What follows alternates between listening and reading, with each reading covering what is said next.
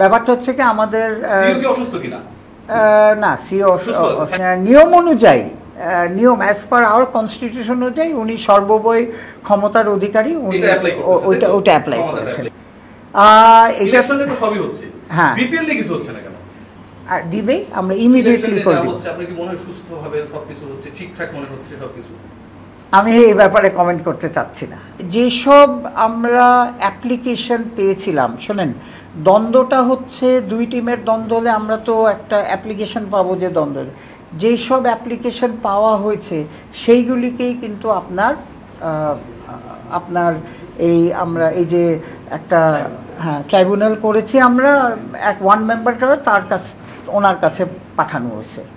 যারা আপনার কোনো দ্বন্দ্ব নাই, মালিকানা নিয়ে দ্বন্দ্ব ছিল না, সেটা নিয়ে তো আর না, তারা ডাইরেক্ট দিতে পারবে। আর যেটা আপনি যেটা বলছেন ডিস্ট্রিক্টের ব্যাপারে, এই ডিস্ট্রিক্টের ব্যাপারে আপনার এটা আমাদের যে লিগ্যাল টিম আছে, সেই লিগ্যাল টিমের অ্যাডভাইজেই যেটা right according to the documentation সেটাই করা হচ্ছে।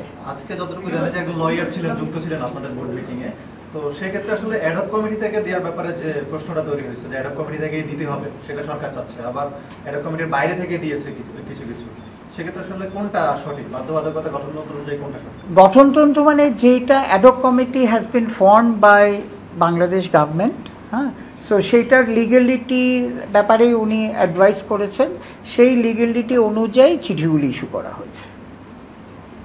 ইলেকশন রয়েছে, জি, ভোটার তালিকায় কে থাকবে কে থাকবে না, কি হবে না হবে, এটা কি ডক্টর ইউনূস সাইন করবে নাকি হচ্ছে নির্বাচন কমিশন এটাকে দেখভাল করবে?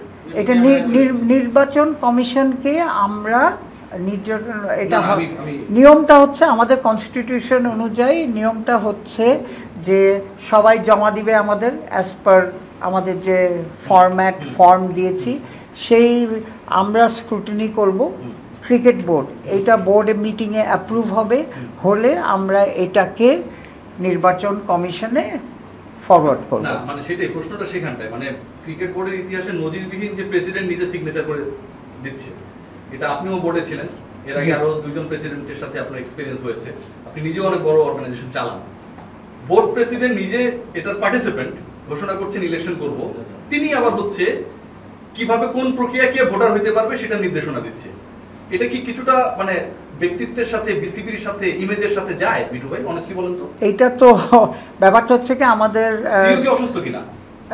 না, সিও ওই দিন আপনি যেটার কথা বলছেন যে আপনার এক্সটেনশন অফ ডেট, যেটা আমাদের 2 দফায় বাড়ানো হয়েছে, হ্যাঁ সিগনেচারটা, হ্যাঁ, তো ওইটা, হ্যাঁ, এটা হয়তো এটা তো ওনার এখতিয়ার আছে অ্যাকর্ডিং টু আওয়ার কনস্টিটিউশন। রাষ্ট্রপতি তো সব এখতিয়ার আছে, সবকিছু করবে অ্যাকর্ডিং টু দ্য কনস্টিটিউশন। না, কাস্টমস তো ইম্পর্টেন্ট নাকি? জি, ব্রিটিশ কোন হচ্ছে সংবিধান লিখিত না, কাস্টম মেইনটেইন করে। তো মানে কাস্টমারি, ওই হিসাবে কাস্টমারি না ওনার এটা ঠিক। আর এটা তো আই এম নট দ্য জাজ টু সে, দ্য নিয়ম অনুযায়ী, অ্যাজ এ নিয়ম অনুযায়ী, নিয়ম অ্যাজ পার আওয়ার কনস্টিটিউশন অনুযায়ী উনি সর্বোপরি ক্ষমতার অধিকারী, উনি ওটা অ্যাপ্লাই করেছেন।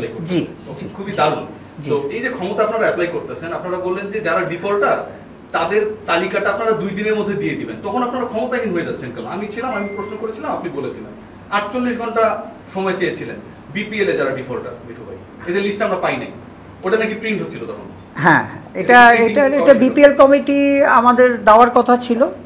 এটার অ্যাকচুয়ালি বিপিএল কমিটির সাথে আমরা আবার আলাপ করব। এই যে মিটিংগুলো হয়, সময়টা যে চেয়েছে দেয় নাই, এরপরে 3-4টা মিটিং হলো, এটা তুলেছিলাম। ওনারাও সর্বমোট ক্ষমতার অধিকারী, বিপিএল গভর্নিং বডি দেওয়ার সেই জন্যই তো আমরা ডিক্লেয়ার দিয়েছিলাম, যে আমি নিজে ডিক্লেয়ার দিয়েছিলাম যে আমরা 2 দিনের মধ্যে দিব। কিন্তু এর মধ্যে একটা দেওয়া হয়েছিল যে হিসাবটা আমরা দিয়েছিলাম যে কোন ক্লাবের কি আছে, কিন্তু পরবর্তী দেওয়া হয়নি। কোনটা মানে এরপরে আর আমরা জানিও না। হ্যাঁ, জানিও না। আমিও আমি তো মিডিয়ার চেয়ারম্যান হিসাবে আমিও জানি না, কাগজ যদি হয়তো হ্যাঁ বিব্রত করে আমি আবার এই মিটিং থেকে বার হয়ে আমি অফিসিয়ালি আই উইল সিক। আইএমজির ইস্যুটা কি মিটবে? ওটা 7 দিনের কথা বলা হয়েছিল, ওই 7 দিনও এখন মোটামুটি আইএমজিটা এখন বিপিএল কি করতে চায় না ইলেকশনের আগে নাকি? এটা ইলেকশন নিয়ে তো সবই হচ্ছে, হ্যাঁ। বিপিএল নিয়ে কিছু হচ্ছে না কেন? বিপিএল নিয়ে আইএমজির কিছু শর্ত আমরা আদান প্রদান করছি, এটার বিয়ে এটা হয়ে যাবে সামনে। কারণ এটা হয়েছে কি একটা কন্ট্রাক্টে ফাইনালাইজ হয়েছে, কন্ট্রাক্টের কিছু টার্মস অ্যান্ড কন্ডিশনে ওদের সাথে ওদের সাথে আপনার ইয়ে হচ্ছে। এক মাস হয়ে গেছে BPL। হ্যাঁ, এটা বিপিএল কমিটির দায়িত্ব, তো দিলে বিপিএল কমিটি এটা ফিনিশ করে যখন আমাদের বোর্ডে দিবে আমরা তখন অ্যাপ্রুভ করে দিতাম। তো বিপিএল কমিটি এটা এখনো প্রেজেন্ট করেনি, এই কারণে আপনারা কোনো কিছু করতে হ্যাঁ আমরা আমাদের হচ্ছে আমরা হচ্ছে অ্যাপ্রুভার, মানে বাকি 9 জন ডিরেক্টর আপনার বুঝতে হবে যে আমরা অ্যাপ্রুভার। সো বিপিএল কমিটি যখন দিবে আমরা ইমিডিয়েটলি করে দিব। আপনি কি মনে হয় সুস্থভাবে সবকিছু হচ্ছে, ঠিকঠাক মনে হচ্ছে সবকিছু? আমি এই ব্যাপারে কমেন্ট করতে চাচ্ছি না। ভাই, নিরবতা সম্মতির লোক। হ্যাঁ, দুইবার তো এই ডেটটা পেছালো, আপনার কাছে কি মনে হয় কি কারণে পেছাচ্ছে? দুই তিনবার পেছালো, কারণ জিনিসটা হচ্ছে যে এই যখন ফর্মগুলি এসেছে, ব্যাপারটা হচ্ছে কি যে নিয়মটা ভেরি সিম্পল, যে আমরা সবার কাছে ফর্ম দিয়েছি। ফর্ম যখন আসে অনেক সময় অনেক ক্লাব ভুল করেছে, অনেক ডিস্ট্রিক্ট থেকে ভুল করেছে, তখন তারা অ্যাপ্লিকেশন করে আবার নতুন ফর্ম চেয়েছে। This is a process, normal process, যে ফর্মে কোনো কাটাছেঁড়া থাকা যাবে না।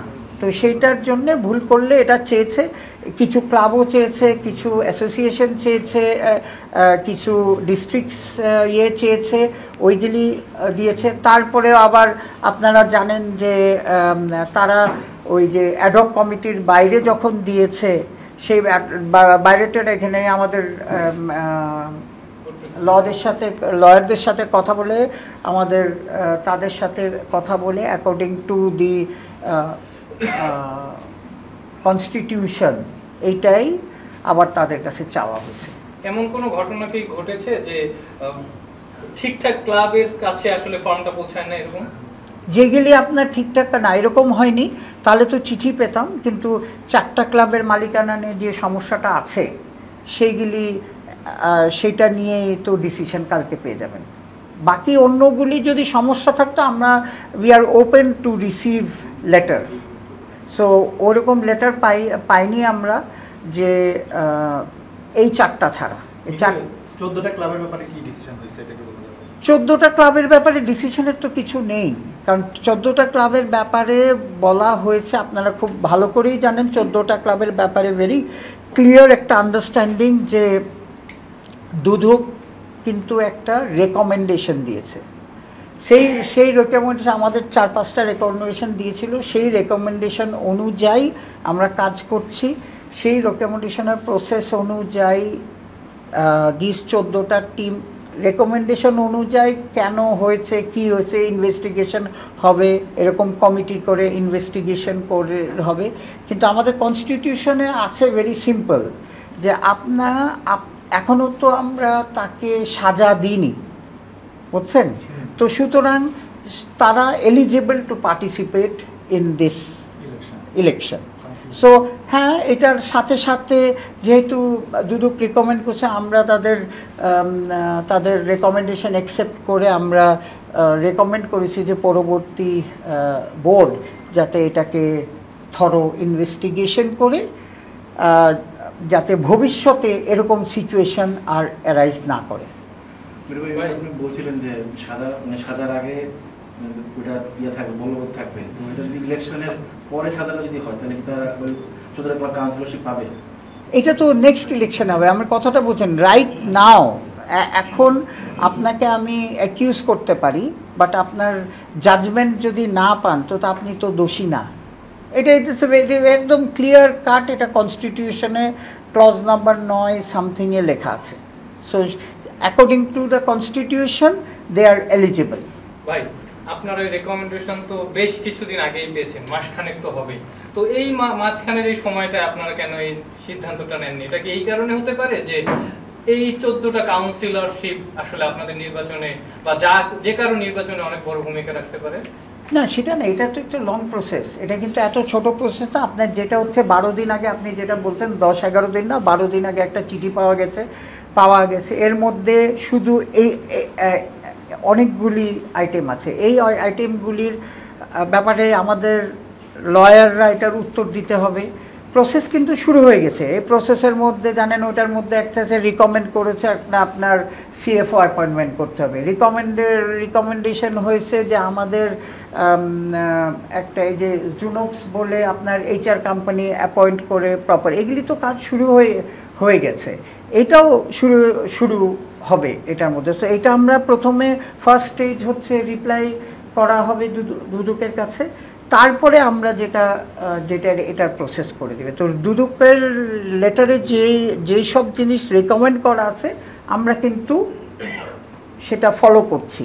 কিন্তু কারেন্টলি কনস্টিটিউশন অনুযায়ী, আমি আবার বলছি যে আমাদের কনস্টিটিউশনে ক্লিয়ারলি লেখা আছে কিভাবে কাকে আপনি বাদ দিতে পারবেন। সেই কনস্টিটিউশন অনুযায়ী এটা কিন্তু তারা এলিজিবল। এইটাই এই বোর্ড মিটিংয়ের ডিসিশন। ঠিক আছে? Thank you. Thank you.